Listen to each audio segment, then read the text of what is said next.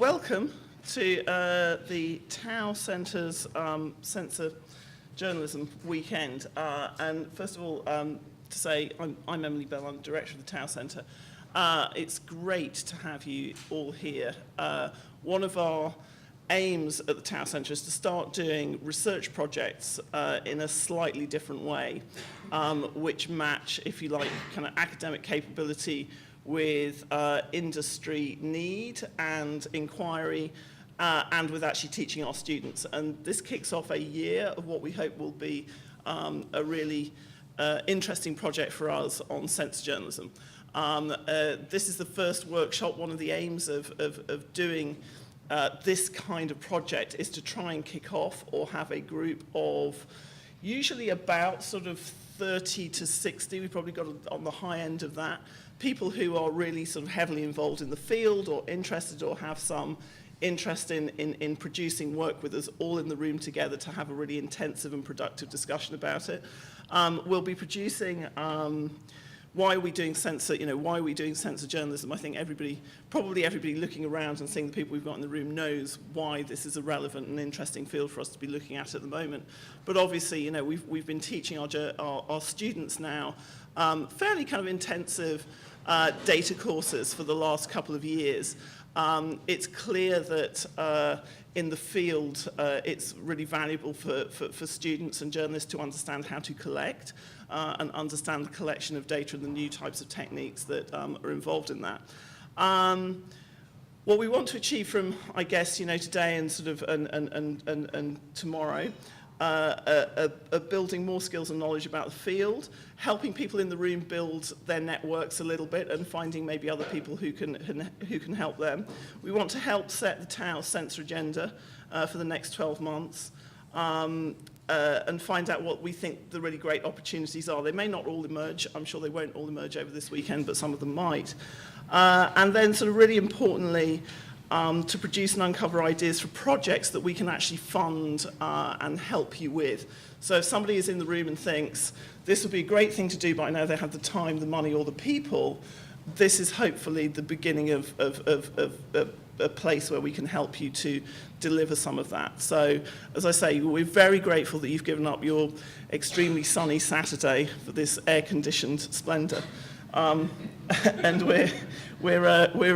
we would like to give you something back for the time that you're going to invest in it. And as I say, and if what we can give you back is some practical working projects that we can fund and get work out of. Just to sort of kind of follow the arc of the project, we will be publishing both online resources sort of immediately after this. We will have reports coming out. We've already got some background reading on the site. We'll have reports coming out during the year. In the spring, our intention is to pull together curriculum material for a 16-week Censor Newsroom course for journalism students here. And again, we hope that people in this room will want to be involved in some way, hopefully both as kind of producing material that we can teach students coming in and talking to classes, etc. And then at the end of the year, we'll pull it all together and, as I say, have something which is both useful for newsrooms, we hopefully hope informs the field, and also gives us, if you like, a discussion for what the moral, ethical, legal frameworks for deploying and using all these technologies are within journalism. I just want to thank everybody who's been involved in setting this up, particularly Fergus and our new researcher, I call him new, he's actually nearly been here for a year, Taylor Owen, our research director. I want to thank Mark Hanson, who's my colleague at the Brown Institute, who is a daily inspiration to us to do better and be more kind of ambitious and creative with our thinking.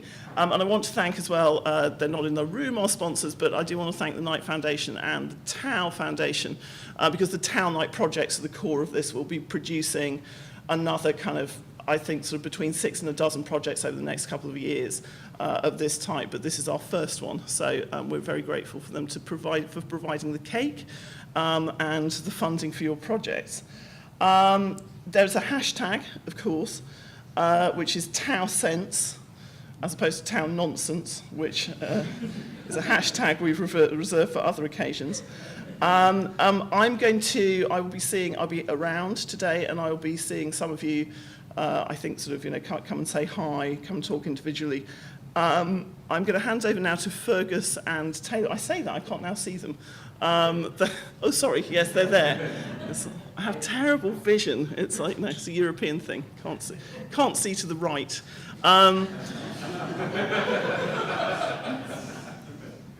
Here all week. So I was going to hand over now to Fergus and Taylor, who are going to set up the day, describe a little bit more about it, and give you a sort of a closer idea of the agenda. So Fergus, over to you. Thanks. Emily mentioned some of the people that have helped us organise this, in particular Change Assembly, so that's Chris Vanderwald and Sarah Farmer, and also somebody who couldn't be here, Richard Tyson. He's shaped a lot of this kind of program. And if you have a look at, if you picked up one of these programs, you'll kind of see how the weekend is going to work. This morning is all about kind of setting the scene, looking at, what's been around the use of sensors, what's kind of happening now right in the journalism field, and then we're going to take a kind of speculative and kind of exciting look 20 years into the future and kind of wonder what the use of sensors will be in the very broad sense. And then we're just going to go and touch on, in just 5 minutes, lightning talks of some interesting uses of sensors or sensor-related or sensor-adjacent projects that are happening.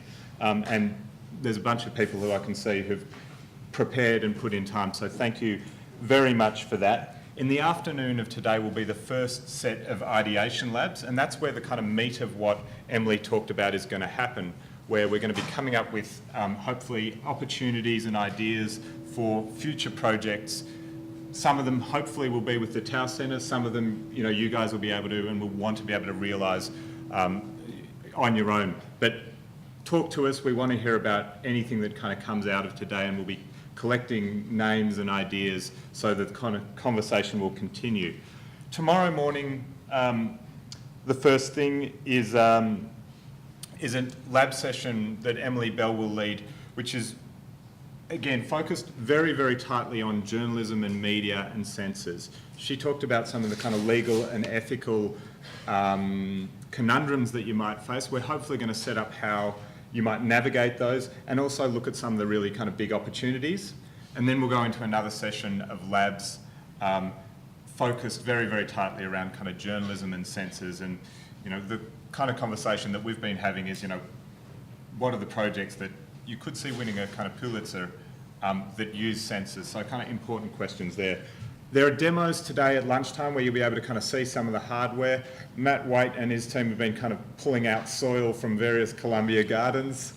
The security guards didn't freak out too much about that, I don't think. You can take the guy out of Nebraska, you can't take the Nebraska. Awesome, awesome. Like I said, the hashtag is TauSense. You guys have obviously found the exits and the entrances. If you hear a fire alarm, follow myself or another Tau staff member. There are bathrooms around. If you've got any questions during the weekend, find me, Laura Mack, who checked you in downstairs, or Taylor Owen.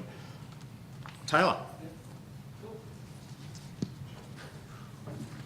All right.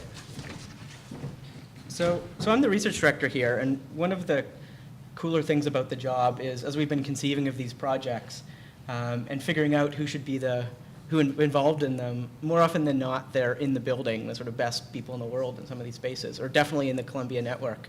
And for the sensor project, Mark's office is next door to Emily and mine. And it's hard to imagine a better person to kind of kick off this conversation for us, I think. Mark's now the head of the Brown Institute for Media Innovation, which is, I don't know, the brother or sister digital arm of to the Tau Center of the little of them each. But before this, he was a professor at UCLA in kind of the most singularly unique placement in different departments in university I've ever heard, with part in stats, part in design and media and arts, and part in electrical engineering. On top of that, he's an artist with digital and computational art projects, profiled all over the world in MoMA and Whitney, and a journalist, working actively with the New York Times R&D team. Aside from all of that, and why he's even more relevant to the Sensor Project, is for 10 years he was a co-PI for the Center for Embedded Network Sensing at UCLA, which is he's going to tell us more about it, but it was a large NSF project over a decade looking at exact things we're talking about now. So aside from being one of the more thoughtful people I've ever met, he's also 10 years ahead of the curve because he's been doing this for 10 years, and we're just sort of getting on it now. So, Mark.